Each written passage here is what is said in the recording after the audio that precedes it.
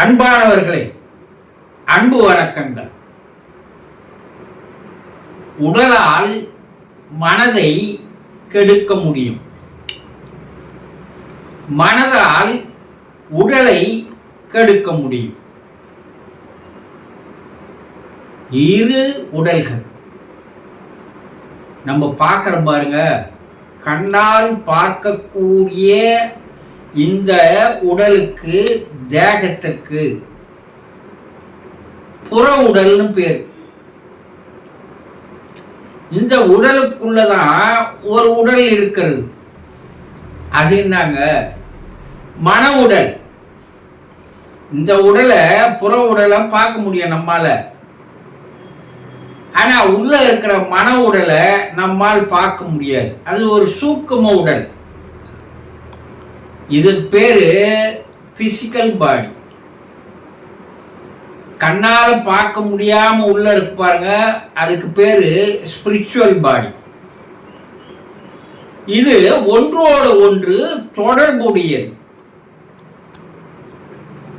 ஒரு நாணயத்தினுடைய இரு பக்கங்கள் போல.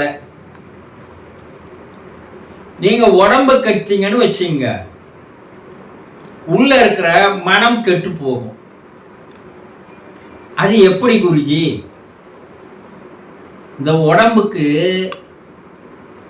மது அருந்துறீங்க, போதை பொருளை அருந்துறீங்க, தவறான பொருள்களை சாப்பிட்றீங்க. இவையெல்லாம் உடலுக்கு தான் தர்றீங்க. இவை என்ன பண்ணுதுன்னா, இவை உடலுக்கு தந்த இந்த உணவுகள், போதை பொருட்கள், மது, இவையெல்லாம் என்ன பண்ணுதுன்னா போய் மனதை பாதிக்க செய்கிறது. மனம் என்ன பண்ணுது? மூளையை பாதிக்க செய்கிறது. இப்போ உடலுக்கு தந்த தவறான பொருட்கள் மூலமாக மனம் பாதிக்க செய்யும், மனம் கெட்டு போகும். இது தொடர்ந்து நீங்க செய்துக்கினே வந்தீங்கன்னா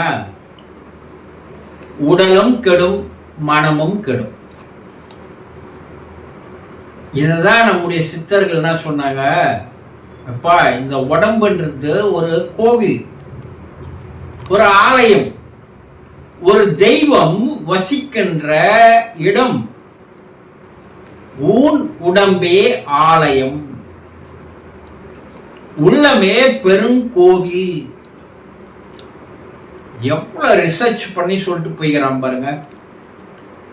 ஆனா இந்த உடம்பு மேல நம்ம எதனா அக்கறை எடுத்துக்கிறோமா? கிடையவே கிடையாது. கண்டதை தின்றது. அதே நேரத்தில் இதற்கு புகைப்பழக்கம், மது பழக்கம், போதை பழக்கம், கஞ்சா, அபினு, இப்படி உடலை கெடுக்கின்ற இவையெல்லாம் போய் மனதையும் கெடுக்க செய்கிறது. இந்த உடலும் மனமும் கெடும்போது உன்னுடைய ஆயுளானது என்ன இப்போதுன்னா, இறைவன் உனக்கு நீண்ட ஆயுளை தந்திருக்கான். ஆனா அந்த ஆயுள்ல பாதி கூட நீங்கள் வாழ்வதில்லை. விரைவிலே இறந்து போய் விடுகிறோம்.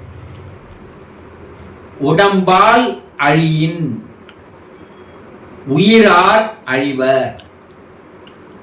உடம்ப கெடுத்துக்கிறவன் எவனுமே ரொம்ப நாள் வாழ மாட்டான். திடம்பட மெய்ஞானம் சேரவும் மாட்டார். எப்பா இந்த உடம்பு கொடுத்தது எதுக்கு தெரியுமா? இந்த பிறவி கொடுத்தது எதுக்கு தெரியுமா? மெய்ஞானம் அடைவதற்காக தான் இந்த உடம்பு கொடுத்திருக்கான். மெய்ஞானம் என்னன்னாங்க, இந்த உடலுக்குள்ளேயே தான் இறைவனை வாசம் செய்கிறான். இந்த இறைவனுக்குள்ளதான் தெய்வமே இருக்கிறது. ஆனா நீங்க எங்கெங்கேயோ போய் தெய்வத்தை தேடுறீங்க, எங்கெங்கேயோ போய் கடவுளை தேடுறீங்க, பல 100 கோயிலுக்கு போறீங்க. ஆனா உங்க உடம்புக்குள்ளேயே அந்த தெய்வம் இருக்கிறது என்பதை உங்களால் கண்டு கொள்ள முடியவில்லை. அப்ப ஒரு வீட்டில் இருக்கிற ஒரு பூசாரியே சுத்தமா வைக்கிறீங்க, கோயில்ல இருக்கிற கருவறையே சுத்தமா வைக்கிறாங்க இல்லையா? ஏன் உங்களுடைய மனதிற்குள் இருக்கின்ற இறைவனுடைய இதய கோயிலை ஏன் சுத்தமாக வைத்துக் கொள்வதில்லை? இதுக்குள்ள எதை போடணும் எதை போடக்கூடாதுன்னு தெரியல. அப்ப இந்த தவறான உணவு பழக்கங்கள், மது,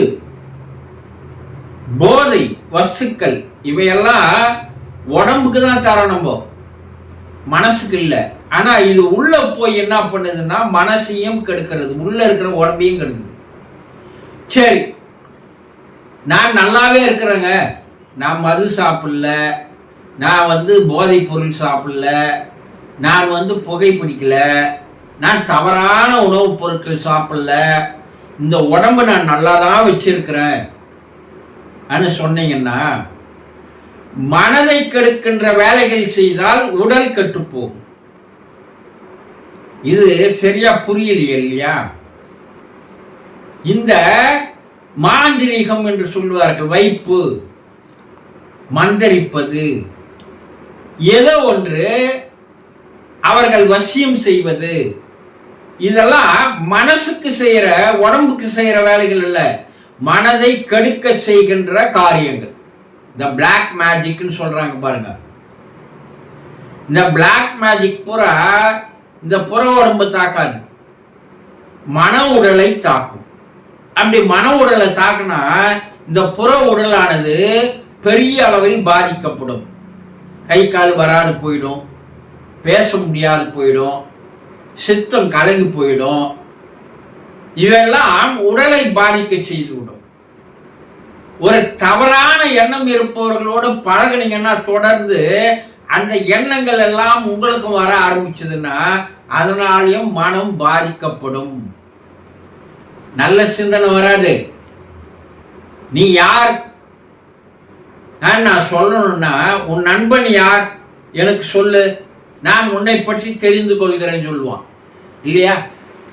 அப்போ நல்ல நண்பர்கள் சவகாசம் இல்லைன்னா, தீயதையே எண்ணி தீயதையே பேசி தீயதையே செய்கின்ற ஒருவனோடு நீங்கள் பழகினாலும் உங்கள் மனம் பாதிக்கப்படும்.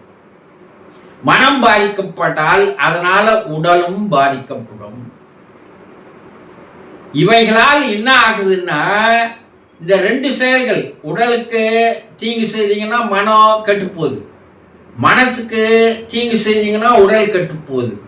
இவை ரெண்டு பாதிப்புகள் தொடர்ந்து இருக்குமையானால் பெரும் நோய்கள் உடலில் வர ஆரம்பித்துவிடும். இன்று புற்றுநோய் அளவுக்கு அதிகமா இருக்கு இல்லைங்களா? அத மனோதத்துவ அறிஞர்கள்லாம் சொல்றாங்க, மனசாலும் உடலாலும் கூட இந்த நோய்கள் உருவாகிறது. மனம் கெட்டு போனா உடல் கெட்டு போனாலும் இந்த நோய்கள் உருவாகிறது என்று கூறுகிறார்கள். அப்ப இந்த உடம்பை எப்படியெல்லாம் பாதுகாத்துக்கணும் பாருங்க, இந்த மனசை எப்படியெல்லாம் வச்சுக்கணும் பாருங்க, இந்த வாழ்க்கை எப்படி சந்தோஷமா ஆனந்தமா வாழணும்னா முதல்ல உடம்ப ஒரு நல்ல முறையில் பேணி பாதுகாக்கணும். மனசை எப்போதும் தூய்மையா பளிங்க வச்சுக்கணும். அதனால்தான் உடல் கெட்டால் மனம் கெடும், மனம் கெட்டால் உடல் கெடும். இதை சரியா புரிஞ்சுக்கினீங்கன்னா இதுதான் ஆன்மீகத்தினுடைய முதல் படியே. இது தெரியாத கண்டதை தோன்றவன் கோயிலுக்கு போறான், போதை வஸ்து மது பழக்கம் எல்லாம் பழக்கத்துல இருக்கிறவன் அந்த மது வாசனையோடவே கோயிலுக்கு போறான்.